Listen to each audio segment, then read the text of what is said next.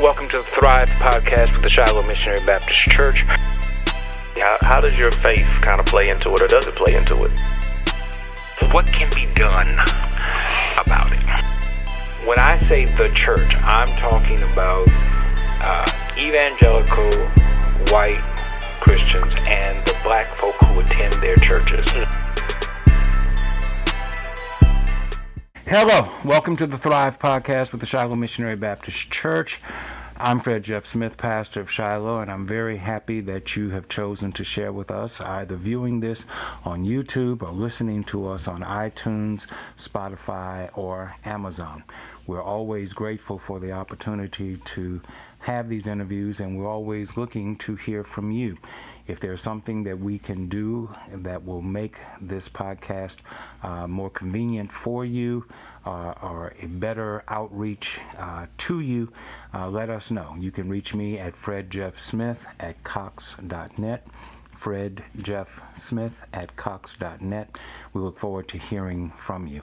I am honored today to have the Chief of Police for the Baton Rouge Police Department here with us, Chief Murphy Paul. Chief Paul, thank you for taking the time to share with us. Thank you today for having me. I particularly appreciate your coming because as this is being recorded, Baton Rouge is kind of under a tropical storm warning, and I recognize that this is a time of busyness for you, of course, as Chief of Police. Every time is a time of busyness for you. So I really appreciate your taking the time to be with us. You're a native of New Orleans. I am. Tell me your impressions of the differences between New Orleans and Baton Rouge. You've been here for a while now. You've been here about 3 years as Chief of Police. What are your impressions of the main differences between New Orleans and Baton Rouge? Wow, that's a good question. I think for me, you know, growing up from New Orleans and obviously being the chief here, I see a lot of similarities, specifically when it comes to socioeconomic issues. I think for me, the poverty piece in Baton Rouge, it's more spread out to me in different areas. You know, as I ride around and look at areas or communities that are disinvested. And I see that, but there's so many similarities. I see the family base in terms of how important it is to have that family structure, but I also see the breakdown in family values here in Baton Rouge. When it comes to the politics of things, I see similarities. Do you? Yeah. I think New Orleans is a little bit more political than Baton Rouge. I spent 9 years in New Orleans, 3 years in school and 6 years pastoring a church down there. New Orleans is heavily political. In fact, I cut my teeth on New Orleans politics before coming back home. Your impressions? I see the similarities in it. I think it's probably because obviously New Orleans is it's a more populated city. And I guess I can see that because back then you probably saw that there was a small group of individuals that really had their hand on a lot of the politics. Yes, sir. I don't think that's much different in Baton Rouge. But I think I see this change with the next generation, right? As you see young professionals who are moving into New Orleans. As you saw this mad exit, right, of middle class from New Orleans into the suburban areas, and now you're starting over the years to see those young professionals come back to the city. Of course, with that, you're also seeing an increase in home sales of the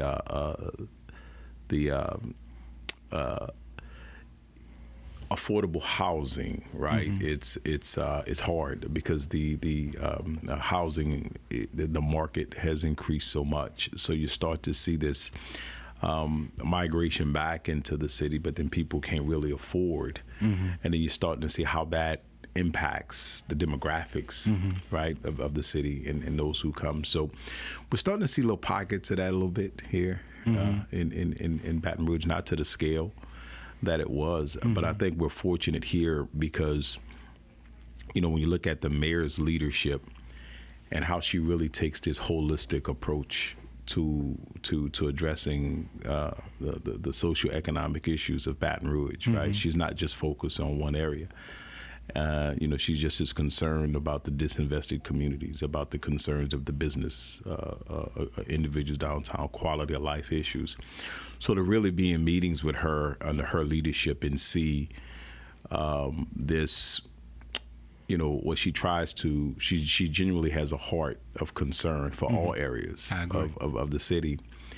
And I don't know if everybody appreciates that, especially in a time where, in the city level now, in this post-COVID or current COVID climate still, and in the post-George Floyd era of policing, it seems like there's a crisis every week, right? Yes, sir. And her leadership is appreciated. And I always say, and you probably heard me say that, thank God we have a praying mayor. Yes, sir. I believe that. Yes, sir.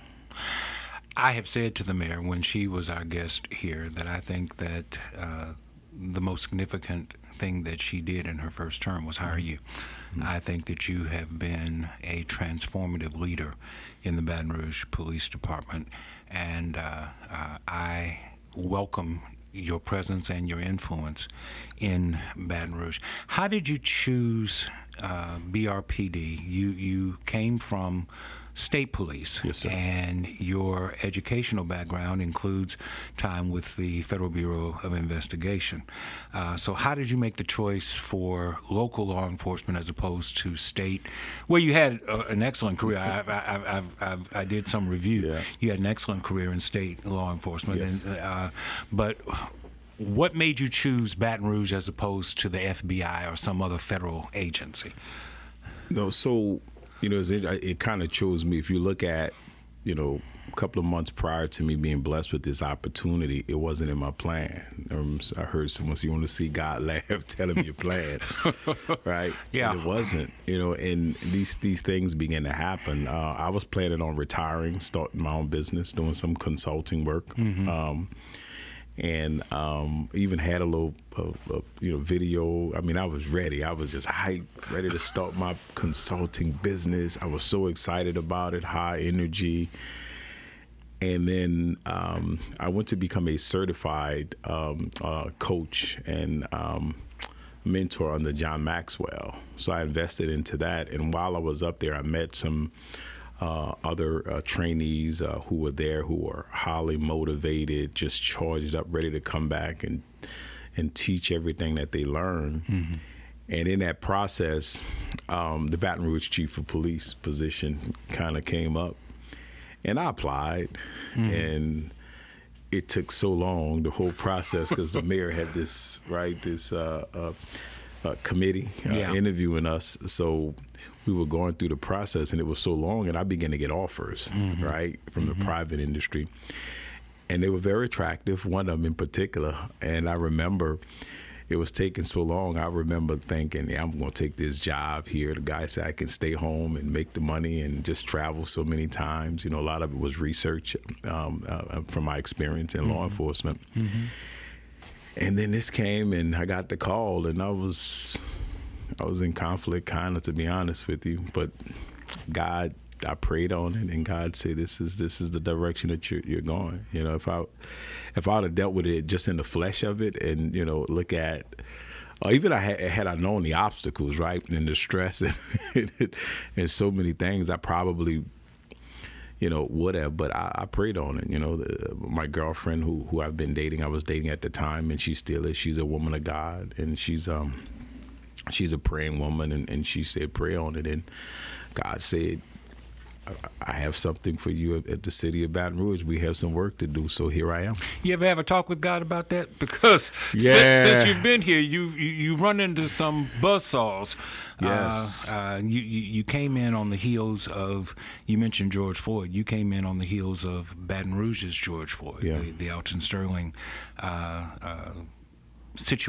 incident, for my mind, murder, and then the police officers that were killed, sheriff's deputies and police officers that were killed by the man from Texas who came into this community and did that. And it was right on the heels of that you took this job, you ever tell God, I had a plan, Yeah. and this wasn't part of the plan? Let me, it's interesting because is it stressful? Yes. Does it get there? But then I've learned so much and I've grown so much, and you ask those questions, God, why you put me in this position? Why you're making me go through this? And then you go home and you see family and friends and you hear, why are you still there? Why are you putting yourself through that? Yeah. And it's bigger than me, right? Yeah. It's bigger than me, and God had me here for a reason. And, I mentioned earlier, there were times, Pastor, when I was like, you get another offer and Right. you look at the dollars, right? You see that, okay, less stressful. And then I don't know how, and it's I can't believe I'm saying it right now, but I'm gonna speak from the heart. It's been a few times where I thought I was at that point. And maybe I had a family member, somebody who suggested it. And in those few times I can think about, it's almost like I get this call from the mayor and she has a prayer. And I'm sitting there like, man, why I'm sitting there? And it's almost She like is a praying woman. This other sense, like every Wednesday we have Winning Wednesdays, and we do that every morning. And I'll get these texts, make sure you're on, and then I go there and I'm like she knew something was on my heart, and I just felt like, okay, I'm listening right now. I'm listening. There's God working. Yeah. And there's been a few moments in the 3.5 years that I've been here where either the mayor or someone else would, who I know, pray for me and tell me something, or there's a message that I believe. It's coming through God and it's bigger than me, and that's why I'm still here. Let me share some numbers with you. I was trying to prepare for this conversation. You came in 2018.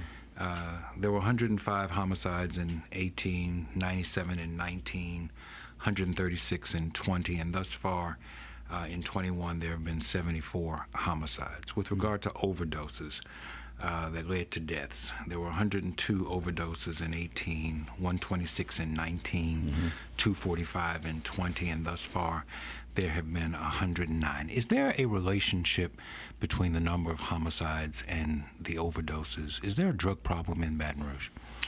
Well, yeah, I think there's a drug problem in the United States, not just Baton Rouge. I think when you look at the overdose numbers, and we see, we were seeing those increases go up prior to COVID, and then with the COVID crisis, we've seen it go up even more.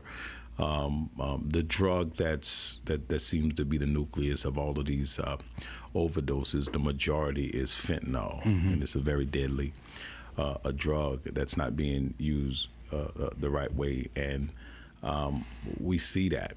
I think that if you look at, even with those numbers, and I think those numbers you presented are parish-wide numbers, not just the city, and that includes Sheriff's Office, right, Baker PD, Zachary PD, parish-wide. Yes, the numbers are a little lower just in the city. But either way, we still had increases here. But if you go back to 2018, 2019, we saw 2 years in a row of decreases in that. Still challenges with the drugs. And I think what has happened in America today, and this is my belief, is that when the COVID crisis came, with all of the change and all of the good work, I call it baby steps, that we saw in law enforcement, that we were moving forward, nobody saw that type of change coming. We couldn't predict what this COVID crisis was going to do to communities all across America. And when you lock people up in their homes, the interruption of their normalcy, the economic hardship, people not making money, not being able to go out of doors, schools closed, playgrounds are silent. The abuser who lives in the house no longer has that support, and she can't, get the counseling that she needs. And the person who's suffering from that monster called addiction doesn't have the support. And then at some point we begin to transition into this virtue, right, format to say, okay, there's ways, let's make the adjustments as a country, as a community, as a business. Look at churches. I mean, some churches went online and still online. Yes. Right. So you look at all of that change and adjustments, and in the midst of that, we had George Floyd. Yeah. And we know that incident touched communities all across America, right? Even though it happened hundreds of miles from here and made its way to our front door. And not just that incident, and we say, well, why that one? Because we've seen so many more, but why that incident? And I think, in part is what we all witness and the evil in it, right? And because people were at home and everybody was paying attention more, so they're not working. And I think it begins to take this, it shared, and people really begin to think. But what it did is it agitated scars that were healing. I believe that we were in that healing phase here because of what happened in 16. Part of our collective healing grant through the International Association of Chiefs of Police and our partnership with them, where we were having those courageous conversations with the citizens, with our police officers about what healing is, about what we need to do on all sides, right, to improve this relationship. But it still agitated that scar in 2016, and we're still seeing that right now with incidents that are coming up from years ago. Even recent incidents that's coming up, and every time there's an incident, the emotions are high, the stress levels are there. It affects morale within the rank and file of the police departments. Not just here, we're seeing challenges with recruiting. We're seeing officers leaving a little earlier than they would as it relates to retirement. Officers second guessing themselves, not being as proactive, being afraid they're going to be the next one that make a mistake, and it's highlighted all over the country. So we have to manage those emotions. But what happens is you had all of these incidents, and then what happens right after that, Pastor? We had an election that divided us so much, not just the mayor's election and the local elections, and we know how negative and toxic some of those commercials and campaigns were. But look at the national, right? How that was ran, and the negativity, and how it separated us, how it was so focused on all the things that divide us and not what the commonalities are, what make us great as a people. We focused on the negative, and negative news travels further and farther, and the same applies to those negative ads that were being ran. And then once the election is over, then we had the insurrection. Something is sacred, our U.S. Capitol. I want you to think about that. Yes, sir. The thousands and hundreds of thousands of protests that have been there in Washington, D.C. since that building has been there, that has never happened before. You don't think that divided us in so many ways? Some people don't even believe what they saw on the video. Absolutely. I couldn't agree with you more. But it's dividing us. But all of that's creating trauma in America. And I think the data later on, obviously we're still going through this, is going to show that it's playing a part in some of the crime that we're seeing and some of the drug abuse that we're seeing, because mental health is real. It is. And when you already have a society that has been so dependent on drugs to cope, and then all of those sequence of events that happened in a short period of time, on top of the issues we already had as a country, as a community prior to that, mental health in America is real. I have friends, members of this church. My sister is an attorney, a former prosecutor with the Attorney General's office. I have defense attorney colleagues of mine. They tell me, and so if this is not correct, please correct me. They tell me that part of the problem with drugs in this area in particular has to do with that 10-12 corridor and the running of drugs from Florida to California along that 10-12 corridor, and Baton Rouge is one of the stopping points for that drug distribution, along with the travel that goes up and down the river. So the challenges for the Baton Rouge Police Department, along with other police departments that are located in this area, is massive. How does that play a role with regard to other areas that impact quality of life within Baton Rouge? Poverty, unemployment. That I like to call the drug trade an underground economy that compensates for the fact that there is not an above ground economy for certain segments of people.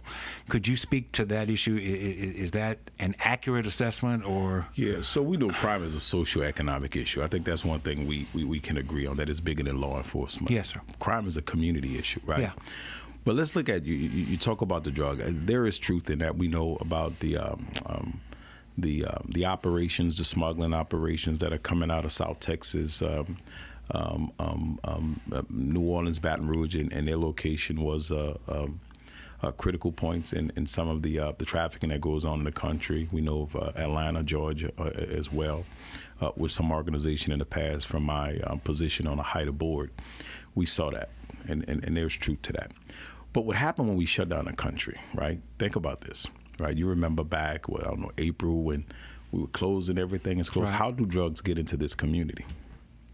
Buses, cars, right, parcel, trains, all of those ways where we know cartels or those who bring drugs in use different means, and most of those were shut down. So now the same people who were using that for whatever reason to cope, we know addiction is real. They're not able to get that illegal substance to help them that they're used to, right? Because of their addiction. And so what we saw was, you seen a disruption in the drug trade. You saw a disruption.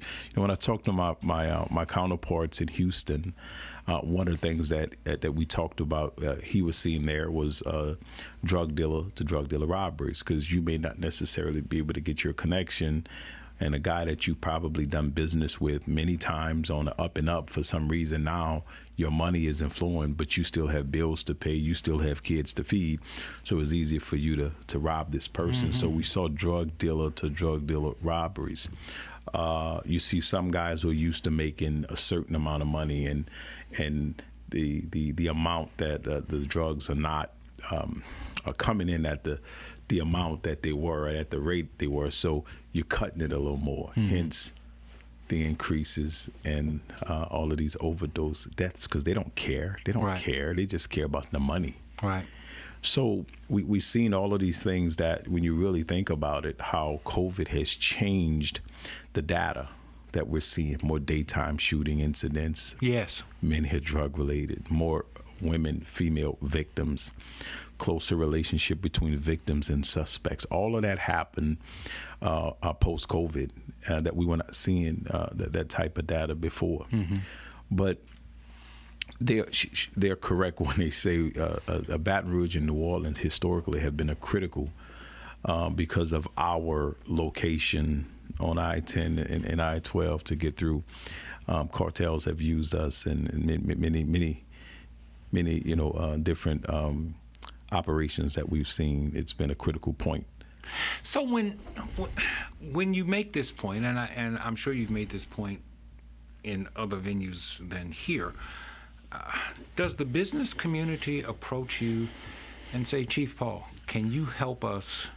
And what counsel can you give us as a business community to help stem this tide of crime? I'm reading in Baton Rouge Business Report where business leaders are coming together to talk about crime because of things that are happening now in local business places. Should you not be at the table when these conversations are being held, and are you at the table when these conversations are being held? So I was yesterday. I met with, I think some of those who were quoted in that article asked me to meet with them yesterday. We had about a 2.5 hour conversation last week. I met with one of the leaders at T.H.R.I.V.E, very influential, and they seem to be interested as well in how they can help. I had conversation with BRPD last week in relation to how they can happen. They asked me, give me the top 3 things. Give me the top 3 things we can do as a business to help. And we have a follow-up meeting next week where I'm going to present that to them. But the meetings last night, you know, when some of the things we talked about was how can we use technology, right, to help, and them investing. Specific conversations were around crime cameras or cameras, our camera share program, license plate readers was one, and shot spotter technology. And I appreciate that and how we can kind of use that technology in some cases to prevent, but in also many cases to have evidence when a crime occurs to help our detectives identify individuals who are involved in crime. But I still believe that those are Band-Aid approaches to crime. I don't think. And what I said was, if we're really interested, if you really want to help, we have to invest in disinvested communities. Wow. What a novel approach. We have Put to. money into poor areas. We have to. And so we begin to talk about this strategy. Starts July 1st. It's our P&I, our Place Network investigation. So I said, I'm forming a board, and I would like you to be part of that board. And they say they will. And they said, how does that work? So what this board is, Pastor, we're going to look at Zion City, Brookstown. I forgot what our third area is, but those are 2 that I know we're going to be looking at. So we're going to identify some faith-based leaders in those areas, businesses. We're going to have the mayor's office involved, economic development. We're going to be approaching BREC, Corey Wilson, to have someone there, the fire department, EMS. And what we're doing is we're looking for those repeat addresses, those chronic areas. For example, we have hot spots in these communities where we know that crime is happening. And what happens when I go to a house, or we as a police department, we do a search warrant at a house, and then 90 days later we hit it, and then we learn we hit it a year before that. So the question is why? Why do we continue to come back to that house? So we're going to explore that and look at what are the hidden networks, right, that are involved in crime, right? The repeat addresses, why we continue to go to these addresses. When you look at what we're doing now with our hotspot, I think there are micro areas in cities all across the country that are responsible for crime. When we talk about crime, we have a tendency to talk in general terms. When I ask people, tell me about crime in Baton Rouge, what's the worst? They say 70802. Or they say 70805. Right. Or they say Gardere. Or they say Zion City. Or they say... So we have a tendency to generalize neighborhoods. And what I say is, what if I can go into every zip code that you mentioned, every community you mentioned, and I can show you 100 blocks, I can show you places in those communities that are pretty much crime-free or don't have crime, just like some of the areas that you think have no crime. They're 100 blocks. They're street corners, they're repeat addresses. But when we speak about our neighborhoods in the negative. There's hope all around us. In every one of those communities I just spoke of, there is hope in each and every one of those communities, but we don't speak to the hope. When you talk about North Baton Rouge now, we're talking about Amazon, right? That's hope. Well, as someone who was born and raised here, Florida Boulevard and airline is not North Baton Rouge. It has become North Baton Rouge. It has. I grew up in Scotlandville. I grew up in Southern Heights. Sir. North Baton Rouge had a whole different meaning then than what it means now. And I still don't see the level of business investment in what I perceive to be North Baton Rouge, as opposed to I'm happy about Amazon coming, but that's not North Baton Rouge to my way. But it speak that thinking. in those terms. Yeah. So if we can get some hope off of that and build off that, here's what I ask the business community, Pastor.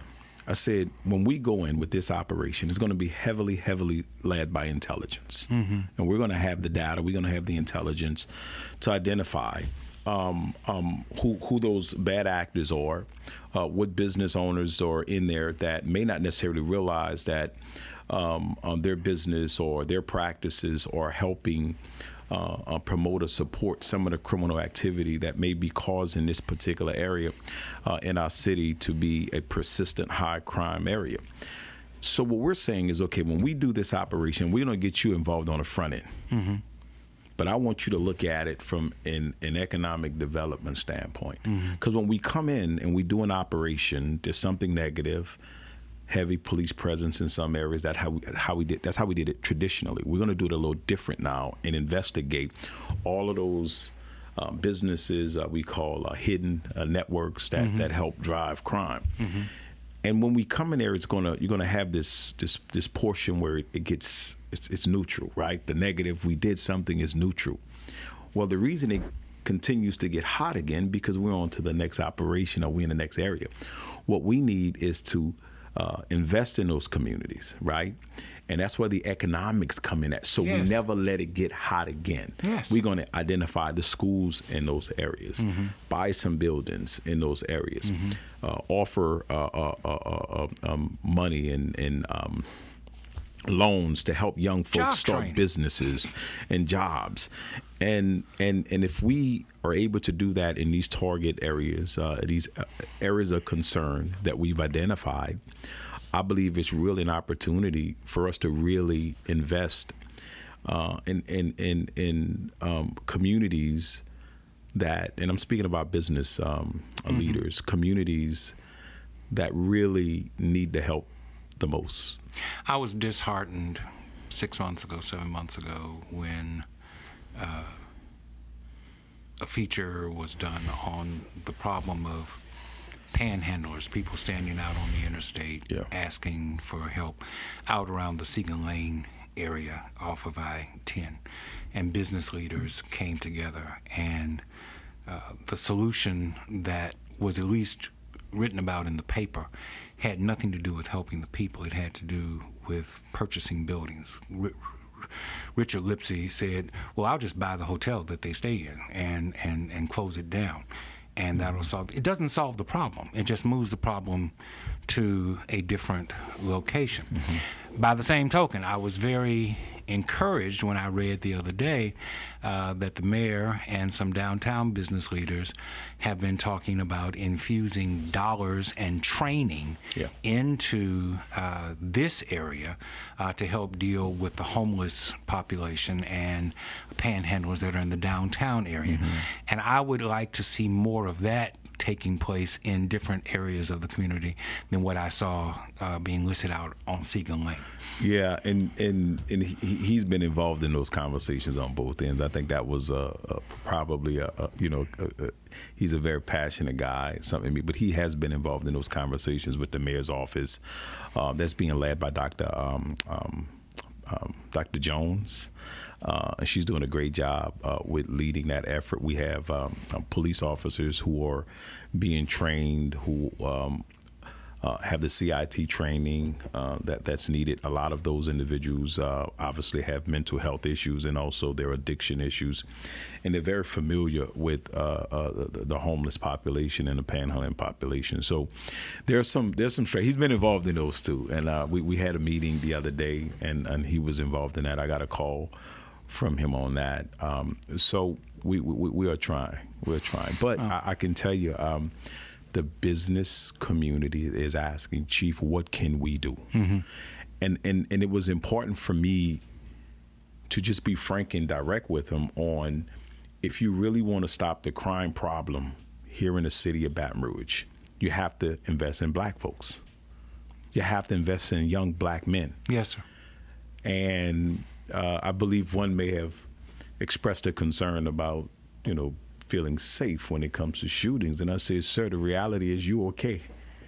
I should be more scared than you, because we're not killing whites, we're killing blacks. Blacks are killing blacks in our city. And if you want to really invest in those communities. Invest in those communities. And that's long term. It's not going to happen overnight. Yes, sir. It's not. But if we really want to do something from a business standpoint, we have to start investing in our children in the disinvested communities. Yes, sir. Can I turn the page a little bit? Absolutely. Let's talk about the union. Yes, sir. What is the union's problem with the chief of police? So I think it's, they asked me that question too when I met with the business. So this is how I kind of look at it. When I talked about when I took this position, obviously I came in going through the interview process prepared. I had a plan, right? My plan was a 6-point high strategy on reducing crime. It had a lot to do with leadership that I've learned from my experience, from my training at the FBI National Academy, my degree, all of those things that I had been preparing myself for when I had the opportunity to lead. Even researching crime, looking at what other cities were doing.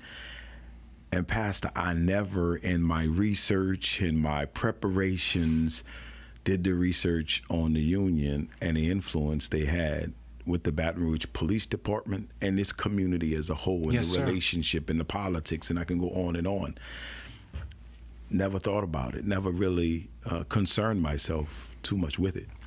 So because I didn't have that memo, right? Nobody pulled me to the side and say, "Hey, Chief, let me tell you this." Because the reality is, had I been provided with that information, my approach would have been a little different. Mm-hmm. It would have been more understanding to the terms of not trying to push so much change in a short period of time. I would have been more strategic with that approach. And because I was so focused on the mission and not understanding the influence they had, I lost some of the men in the process. In my opinion, you approached it the right way. I'm not a police officer, but Yeah. I think that the union has had carte blanche run of the police department for way too long. And it's nice to see somebody stand up and say, I'm the chief, and I'm going to run this department as I see fit. After the Sterling shooting, I educated him. I didn't know anything about the police, so I started talking to people who knew something about the police. I talked to a friend of mine, you know him, Pastor Tommy Gibson. Pastor Gibson is a former police officer. He's a practicing attorney as well as a pastor in this community. I talked to Pastor Donald Grimm, who's also a veteran of the Baton Rouge Police Department. I talked to Pastor Dale Flowers, who's also a veteran of law enforcement. And I began to get educated about the ugly internal politics that actually dictates what goes on in this community. And the Baton Rouge Police Union is at the core of, I'm not speaking for you, I'm not speaking for him, I'm speaking for me, at the core of everything that is wrong with the Baton Rouge Police Department. Yeah, I think I wish I'd have had those conversations before I took the job, right? Yes, sir. With those individuals who obviously gave you a lot of historical information about the culture. I still see value in them. I think for me, because I recognize that the majority of men and women of the police department are members of the union. Mm-hmm. And I believe the vast majority of the men and women of the police department are good people. Mm-hmm. I wouldn't have taken this job if I thought different. So in my mind, I'm able to look at it from a culture standpoint and look at the leadership and separate the leadership and through the men and women, the rank and files, because I know that there's when you start talking cultural issues, that there's a kind of like the politics, a small group of people that run things, and you look at, you got over almost 698 positions. We average about 50, so. If we're at our max, you're talking about 640 some police officers over the past decade. how many meetings you've actually had where decisions are being made, where you had even half of that present, or even a quarter of that present. So you have this core group of people that are making decisions for the masses, and sometimes the culture, and look, I've seen this in other organizations as well. This is not unique to the Baton Rouge Police Department. So I saw that. But I think, when you start looking at it from a deep cultural issue, when I hear people say,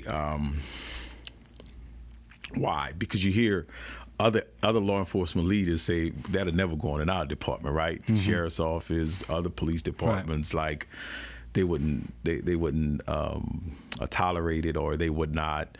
It's different, right? It's just different. And I heard that. What stood out to me is this. I remember prior to being the chief, I was going through the process to be superintendent of state police. Okay. Yes, sir. And I remember, I learned so much through that process, just to go through the process. And I didn't get the job, but I used the same plan for Baton Rouge Police, and I got this job. Yes, sir. Okay. But what stood out when I was going through that process, because I was a deputy superintendent, so I was known in the community, the law enforcement leadership community, the response was, good luck. Good luck, Chief. Good luck, Colonel, is what I was referred to as, hope you get it. And then I didn't get it. And then BRPD came along. Right. The response was totally different from the same law enforcement leaders who were saying, hope you get it,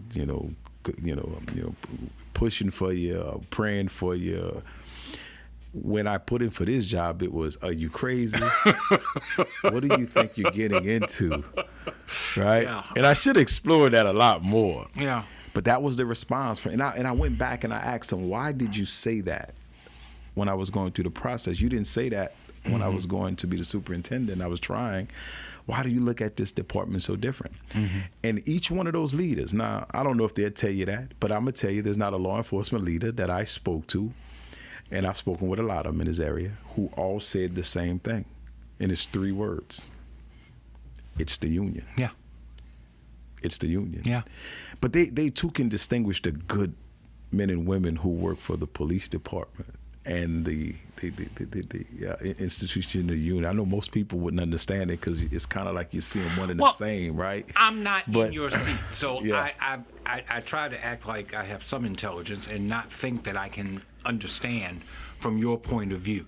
But as a member of this community, as a lifelong resident of this community, looking at things, particularly post-Sterling, I have the cover has come off of my eyes, and I have seen just how corrupt, I don't mind using the word, this is my podcast, how corrupt the union is. It is a corrupt leadership, a leadership that puts up billboards against its own city, against its own mayor, calling itself trying to be helpful. How are you being helpful with the negative campaigning that you are doing? There is a corrupt leadership. You say it's not the rank and file. I agree with you. It's not the rank and file, but it's certainly corrupt at the top. I think, Pastor, I try to look at it from,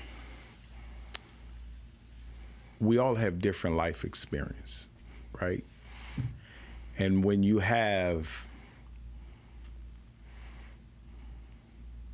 more than 40% of your police department don't live in the community, not from the community. Don't even live in a parish. Some as far away as Mississippi.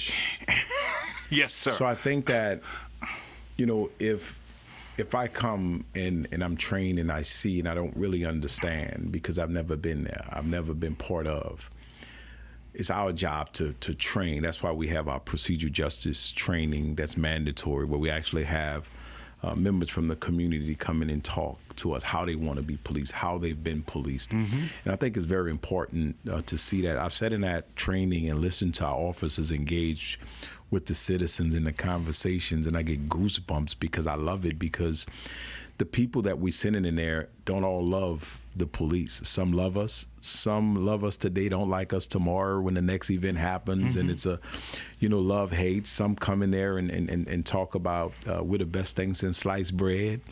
And it's important that I pick that diverse community. And they say, Chief, what you want me to say? So I just want you to tell me what's policing in you. How do you want to be policed? What's your perception? I don't want, just say what's on your heart. And to see those conversations happen in that environment, and to hear the different and how diverse we are, that's Baton Rouge. And what I explain to the young officers is, look, we have to police everybody, right? Those who like us, those who don't like us, that's why you need to hear this, right? And we want to take more of a problem-solving approach to resolving calls for services. And sometimes an arrest isn't the best option, right? And I give examples of that. And one example I give, and you probably heard me say it before, is you pull a young lady over for speeding. She has a traffic violation. You say, let me see your license, registration. You're running. She got a traffic warrant from 2 years ago, but she got 2 babies in the back seat, a 5-year-old, 6-year-old, and you ask the officer, what do you do?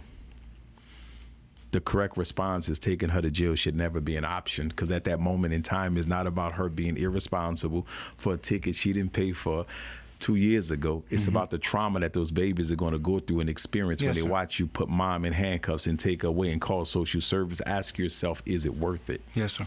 No, it's not worth it. That's smart policing, giving her a break at that moment in time.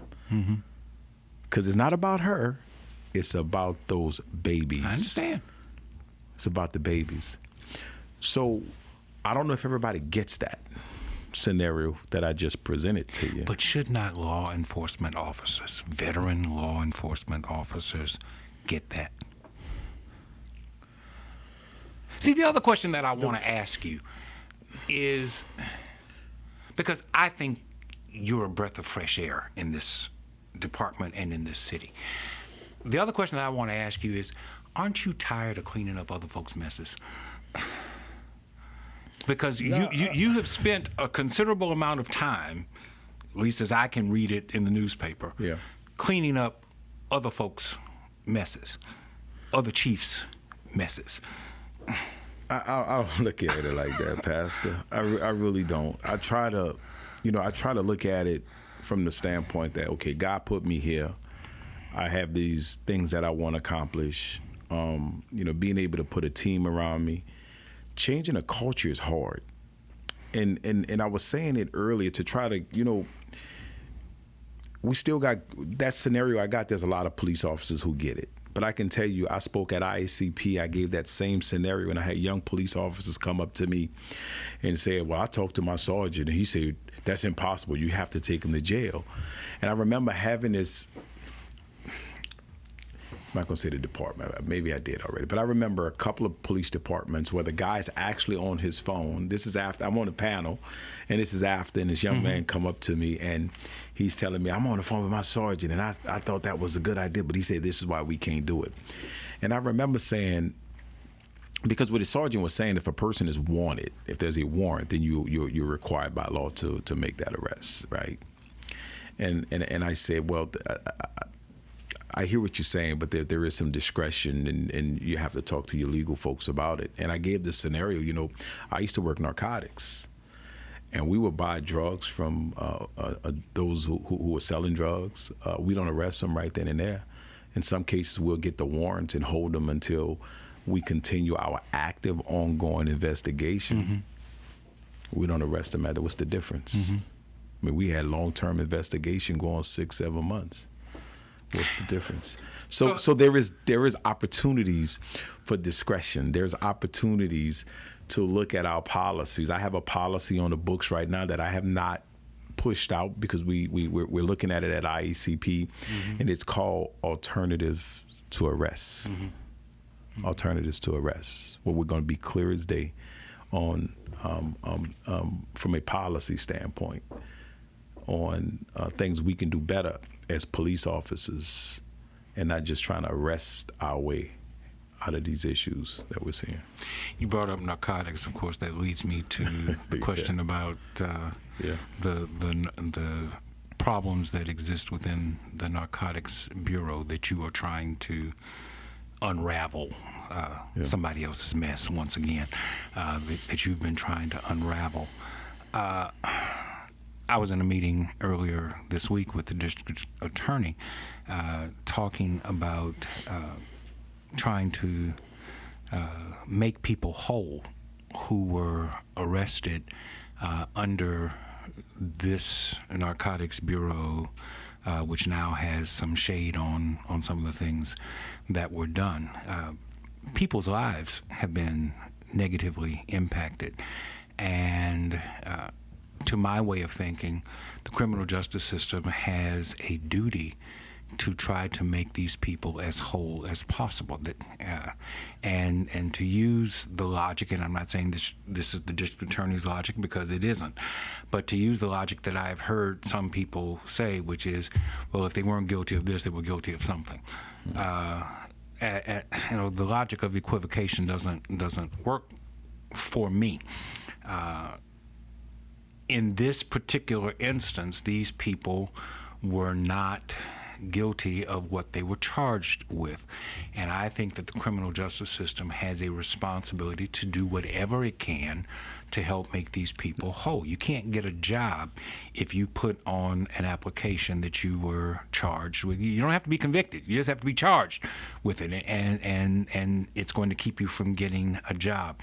If there are no jobs, you continue to have an employment problem. You continue to lead you down that path towards an undercover economy because the above ground economy does not provide you any opportunities. How can a police union leadership, I'll limit it to the leadership, how can a police union leadership not lock arms with the police chief and with the district attorney to say, yes, we want to do everything we can to make this whole and to keep, to reflect the Baton Rouge Police Department in the best possible light for its community? Yeah, I think it appears that with some it was personal before, right? Because there was a lot of control, and I'm pretty sure you heard the stories on how the leadership operated pre-Chief Paul being here. But when I say I still see value, I am prayerful because they still represent the men and women of the police department, and I think that. And I pray that because there is a change right now in the leadership, that the new leadership understands that, part of our responsibility as leaders, whether you're the union leadership, me as the chief, is that we have to make the necessary changes that meet community expectations. One of the things I talked about with the business community is when we talk about change, in the automotive industry is welcomed. Look at all of the laws that have been passed and enacted for the automobile industry, from backup cameras, and I can go on from the analog brakes overlays. We go on and on and on about the technology that's in cars now. Like, wow, every car you get in is like, wow, right, with technology. And then you look at other industries, from the hospital industry, the faith-based industry, how you had to make transitions over the past 10 years, making adjustments for this next generation. How do I keep the next generation interested in coming in, because my congregation is getting older, but I got to get these younger ones. So you have to make adjustments and trying to keep them interested in understanding the importance of having God in your life. So I can go on, but everything I just mentioned in the business side, from insurance to technology industry to computers, all of that is reform. Reform only means to improve what is unsatisfactory to make better. Mm-hmm.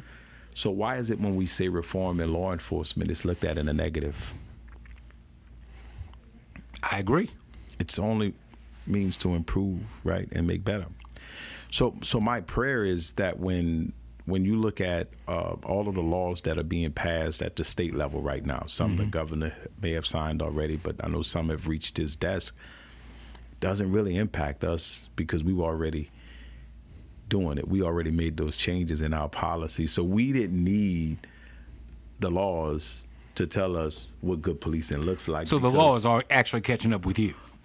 But look, it's not. I mean, other and that's a good thing. Yeah. So I think if you look at the 21st Century Policing report that was put out under the Obama administration gave you the blueprint on it. You just have to be willing to believe in it and go there and look at it and begin to make those changes in your police department. Because I can't think of any leader who can look at that report and don't see some good in it, right?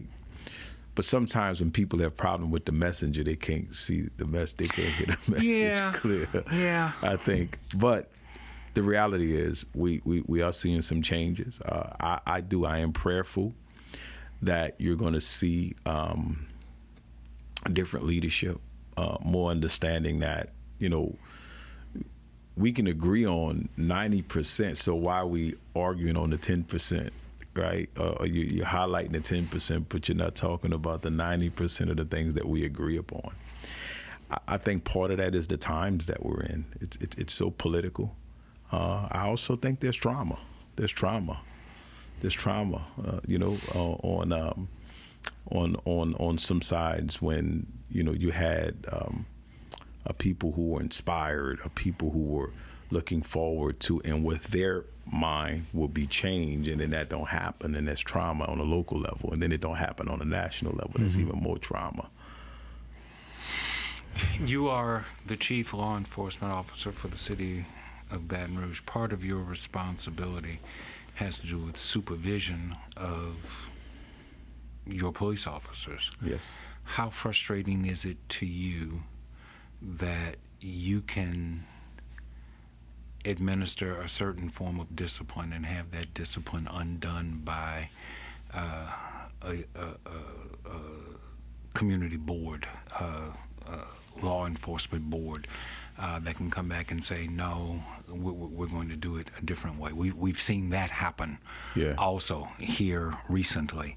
And as a supervisor here, I don't like the idea of somebody trying to undo a decision that I have made in the administration of this church. So I can imagine how frustrating it is when you have labored to come to a decision that is fair to all concerned and in the best interest of your department, and have a community service board come back and say, no, we're not going to do that. We're going to do something else. Yeah, I think that I see some of the changes, and I know we had the recent one that you're talking about where they overturned termination. I respect the process. We rehiring that guy back, and then he decided to quit on his own. But I still saw value in him. I mean, we were ready, excited to bring him back. But I think that too is part of that culture. It doesn't change overnight, right? I see the difference in that board than when I came here in 2018. I think this year, they have supported me on a termination. So I have to be fair with them on that piece. They just thought in this particular case, it gets frustrated, but I always learn something from it. So when I go back, I always think, okay, if they point out a mistake that we made, I make sure we don't make that mistake again. So we start talking about these culture changes, and even with the board, look, that board has turned around a lot. When I first came and I saw that, and I lost, not lost, but I was a decision that I had given was overturned, and I said, well, let me take a look at it. So here's the board. For those who don't know, there are 5 board members. Mm-hmm. One board member is appointed by a Southern University, one by LSU, Louisiana State University, one by the city council. The Baton Rouge Union of Police appoints one, and the fire union appoints one. So those are your 5 members. Yes. Obviously the 2 union members, the fire and the police, are part of the AFL-CIO, right? They're dues-paying members, and they lobby. AFL-CIO lobbies on their behalf and their members. So when I come in and I see that the person that was appointed by, I believe it was LSU, was the president of the board, but also the secretary of the AFL-CIO, and the AFL-CIO is membership with the unions, and then the other member that was appointed by the city council, I believe it was her husband, used to be the head of the AFL-CIO, Right. and I just thought that wasn't right. Can you spell corrupt? Because that's what it is. It was. I looked at it as a culture thing because they've always done it. So what I did is I talked to those persons or individuals who were involved in those appointments, and as they expired, and this is what I said: look, let me point this out to you. That board is supposed to represent the people, right? You got my lawyers representing me, the union lawyers representing the accused officer. They should represent the people. And when you have these associations and conflicts, it's not fair. So here's what I ask you to ask. And I said, do you, if someone applies, do you know Chief Murphy Paul? What's your relationship with Chief Murphy Paul? Are you friends? Are you related? Do you hang out? Are you associates? What's that? And if they say yes to any of those questions, don't appoint them to the board. Mm-hmm. And then apply those same questions about the union. Why? If you get a call from me asking me to put somebody on that board, then that should concern you greatly, because I'm trying to use that relationship to get some type of support later. So if the union is calling you, asking you, hey, could you appoint this? Why? When they already have 2 seats on the board. You should be concerned with that. And in their defense, they all appointed new people. And so I don't know if anyone ever did it. So I'm trying to, I see the hope in it. I see the hope is everywhere. That was appointed by the police department has been cited by that board for abuse of authority, for abuse of power, for physical abuse against someone that they were arrested. And now they're sitting in judgment of other police officers who were being brought before them because the chief of police and others within the police department recognized that there was a problem with the way that this officer handled a member of the community, and a person who has been cited by this board is now sitting in judgment of others who are being brought to the board. That's corrupt, Chief. And I admire the fact that you won't use the word that I'm using. I'm calling it corrupt. Ain't nobody, he's not calling it corrupt. In fact, he's going out of his way not to call it corrupt. But I'm calling it corrupt because that's what it is. It's corrupt. And it's unfair to you. And it's unfair to the good people of the Baton Rouge Police Department who are trying to do their very best to serve and protect this community. Yeah, the law doesn't prevent that. I think there was some legislation that was introduced this session. I haven't followed it. That will address the concern that you just spoke about. So legislatively, there are things that can be done to address those concerns. But he is only one of 5 voting members, right? He's only one of 5 voting members. But I do understand your passion and your concern, but I think there was some legislation that was introduced to address that. I'm not sure if it made it through the final cut. Now you're going to make me go. He's still sitting right now. Yeah. He's still sitting right now. Yeah, I don't know if it's retroactive. I don't remember the wording in it, if it was retroactive or if it was just for new members as appointments come up. Do you think social media treats you fairly?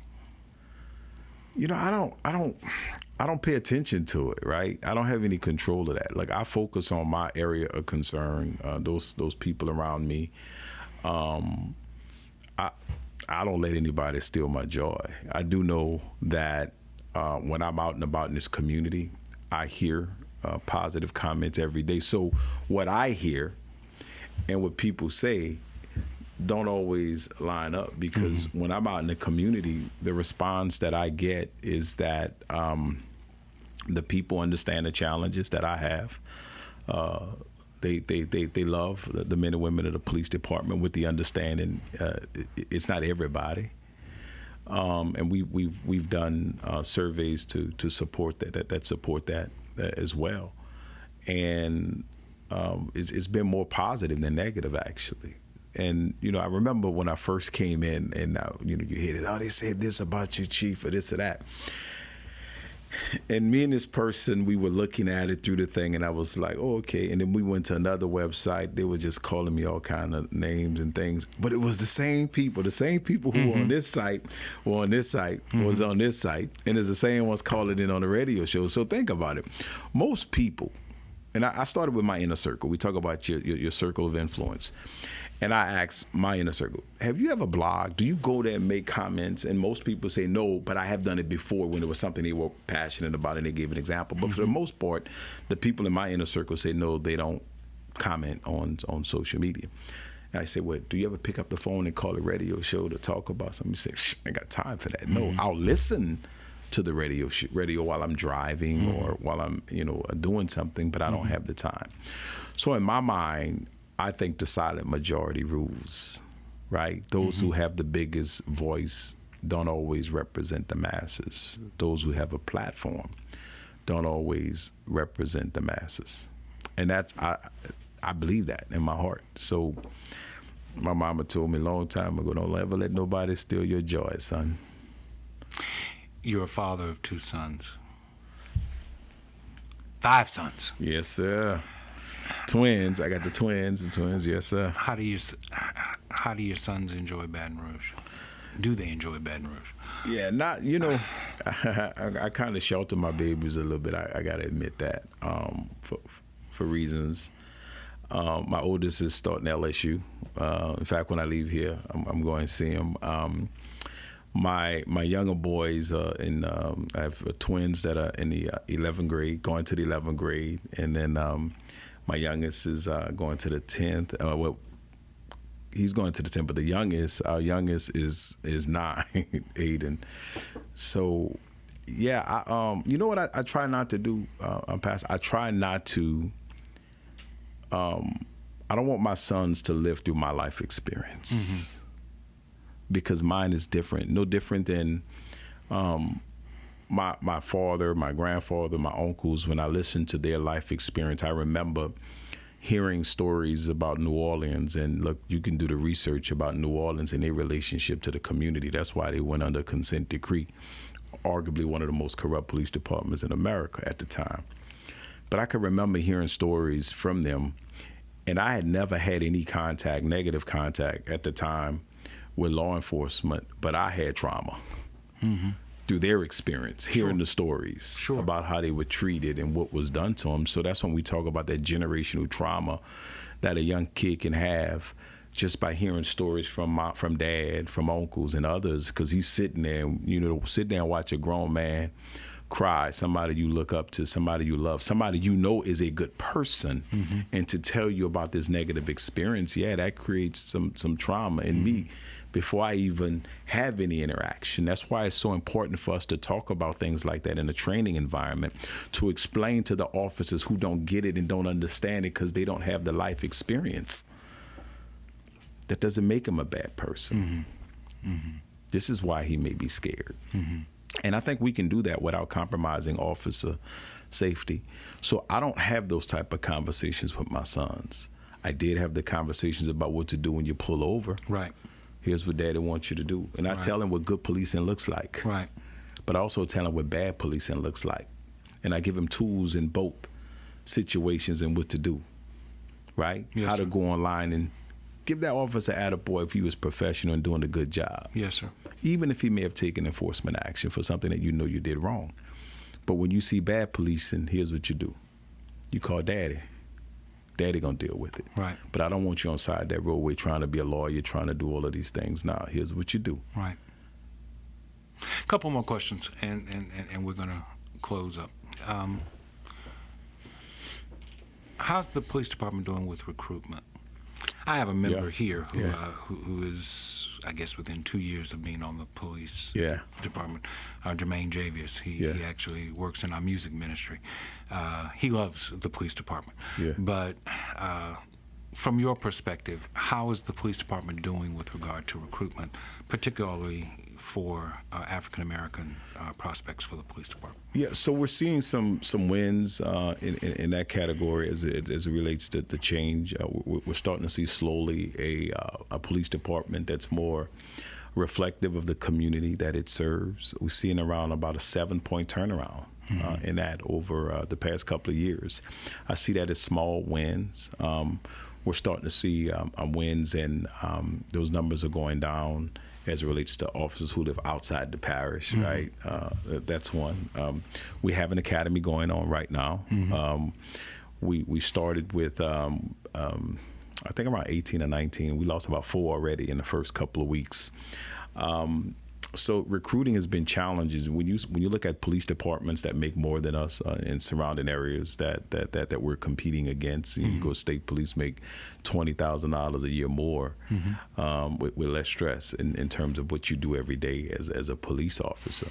So that's a challenge. But I still think that we just have to continue finding young folks who want to serve, right? You know, I looked at, there was over 100, Pastor, over 100 police departments, not put it, jurisdiction, cities or states at one time that were implementing some type of legislative on a local or state level because of the George Floyd incident, some type of reform. If you go back on that date and that time in Minneapolis, Minnesota, and you really watch that video, would any of those reform bills or laws really have made a difference? Would it have stopped him from keeping his knee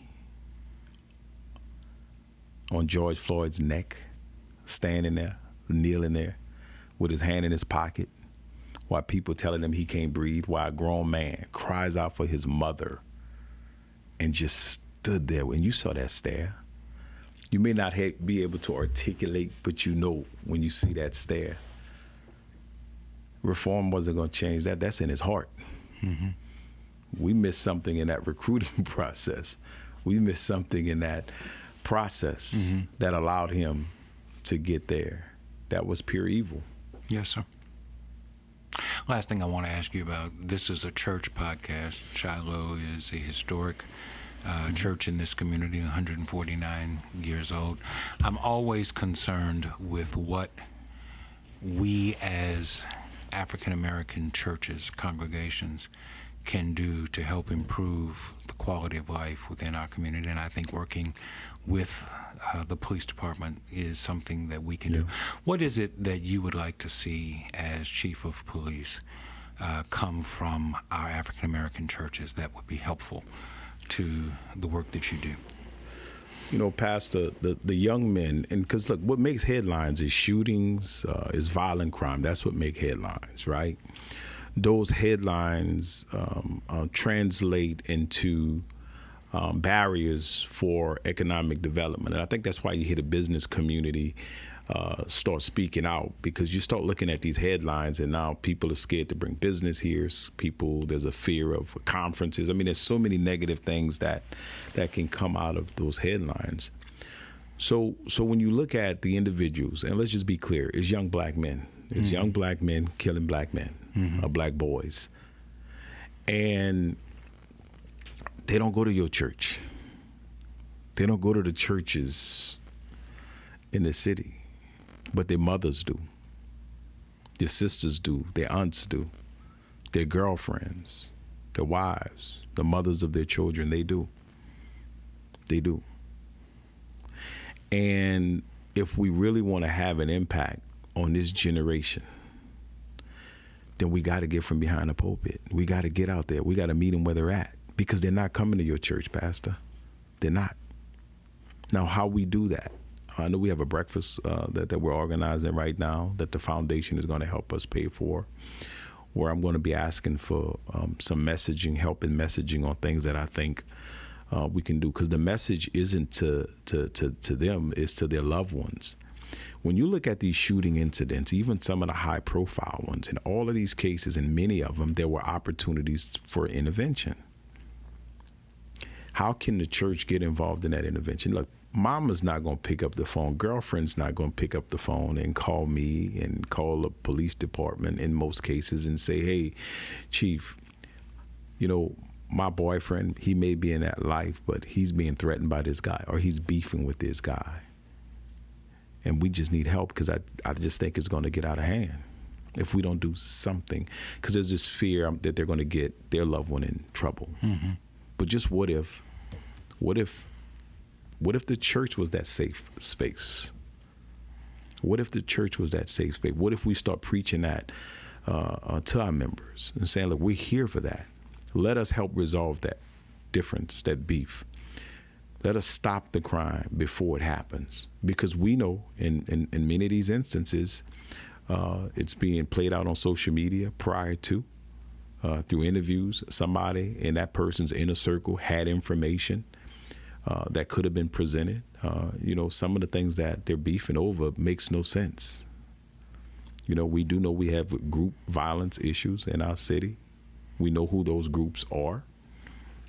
They're young black guys who are involved in a rap music that they're calling it, but I don't blame it on that.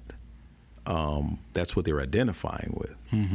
But there are people in their inner circle who are very familiar with the beefs that I'm talking about that are escalating. Pick up the phone. The mayor's office and our Safe and Hopeful Healthy initiative, where we actually have individuals that are out there, credible messengers out there who are trying to de-escalate some of the violence that we're seeing when there's information. But I still think that there are opportunities for the faith-based community to step up as well. Simple messaging is telling people stop putting, leaving your gun in your cars. We had over, just from January to June 1st, over 250 guns stolen. Of that, 98, I believe, was stolen from inside of a vehicle. Yes, sir. So just not keeping guns in your cars helps keep guns off the street. You informed me of that, and we posted it. Yes, not we long appreciate after, it. And we appreciate it's it. incredibly lazy. First of all, I don't believe in guns, period. I'm kind of a passive, not kind of, I'm a pacifist. I don't believe in guns at all. But if you're going to own a gun, then don't be so lazy as to leave the gun in the car. Absolutely. Yeah. To me, that's just the height of, what my mother would call trifling. Yes. It's just trifling behavior. Yes. But I really appreciate your time, and I hope that you will come back. Anytime, we don't have very many return guests, one or two, but I would really like to have a little bit more time with you, and I really, really, really appreciate your coming by. And I think you're doing a stellar job, and I hope you hang around Baton Rouge for a little while longer. Well, I thank you, Pastor. If God have it, I'll be here, brother. Yes, sir. Thank you for viewing. Thank you for listening. We'll be back again next time.